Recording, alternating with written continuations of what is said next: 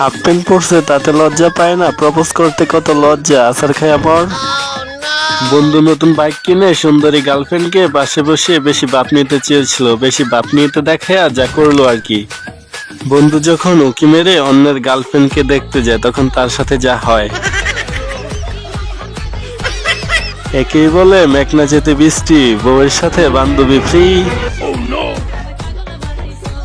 বরের বন্ধু যখন ফাজলামোর লিমিট ক্রস করে তখন নতুন বউয়ের একটু কুনি খাইতেই হয়। পরিস্থিতি যেমনই হোক ক্যামেরায় ছবি ভালো আসা চাই, কি বলো বন্ধুরা?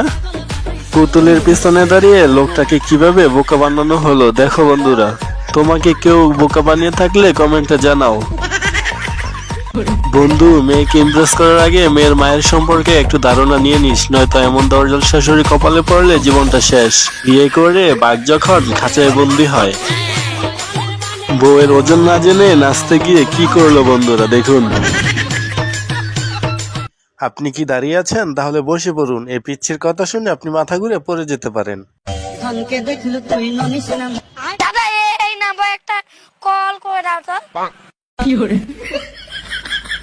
এই পর্যন্ত ঠিকই ছিল, কিন্তু কল করার পরে কি হলো চলেন দেখে আসি। হ্যালো সোনা, 2 দিন তো স্কুল বন্ধ দিল, দেখা হবে না তো। তোমাকে খুব মিস করবো সোনা, আই লাভ ইউ সোনা।